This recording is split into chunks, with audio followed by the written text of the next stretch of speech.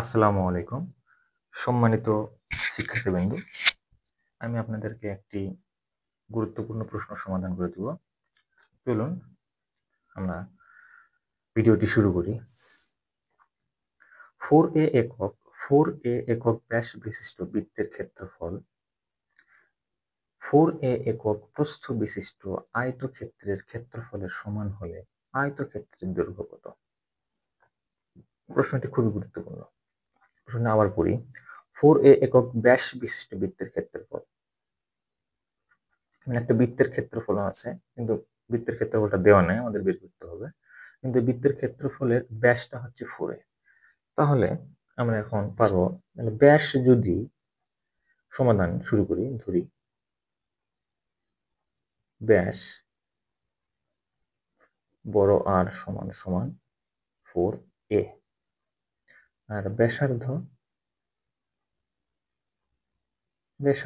ছোট আর সমান সমান 4a ভাগ 2, মানে ব্যাসের অর্ধেক, অর্থাৎ 4a কে 2 দিয়ে ভাগ করলে 4a কে 2 দিয়ে ভাগ করলে 2a হয়। এটা হচ্ছে ব্যাসার্ধ। অতএব বৃত্তের ক্ষেত্রফল সূত্র জানি কি আমরা? বৃত্তের ক্ষেত্রফল সূত্র হচ্ছে পাই আর স্কয়ার। তাহলে পাই আর এর মান হচ্ছে 2a, 2 এর উপরে স্কয়ার, তার মানে 2 দুগুণ 4, 4 পাই স্কয়ার, 4 পাই স্কয়ার। আর প্রশ্নে কি বলা আছে? 4a একক প্রস্থ বিশিষ্ট আয়তক্ষেত্রের ক্ষেত্রফলের সমান হলে আয়তক্ষেত্রের দৈর্ঘ্য কত? মানে যে আয়তক্ষেত্রটা আছে, ওই আয়তক্ষেত্রের ক্ষেত্রফল আর বৃত্তের ক্ষেত্রফল সমান। কারণ বৃত্তের ক্ষেত্রফল যেটা, এটাই হচ্ছে আয়তক্ষেত্রের ক্ষেত্রফল। এটাই কি?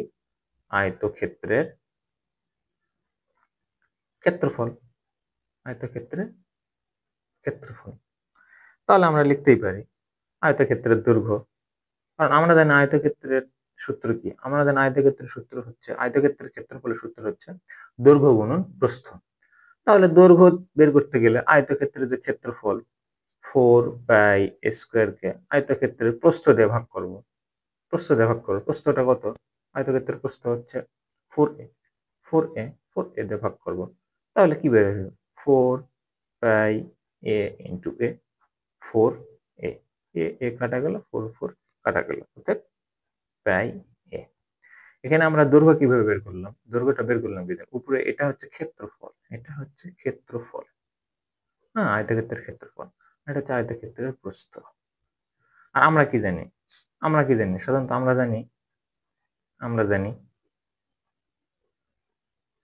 আয়তক্ষেত্রের ক্ষেত্রফল দৈর্ঘ্য গুণন প্রস্থ। এই দৈর্ঘ্য গুণন প্রস্থ থেকেই আমরা প্রস্থ আর ক্ষেত্রফলের মানের মাধ্যমে দৈর্ঘ্যটা বের করি। দৈর্ঘ্য সমান সমান ক্ষেত্রফল ভাগ প্রস্থ। এই তো উত্তর।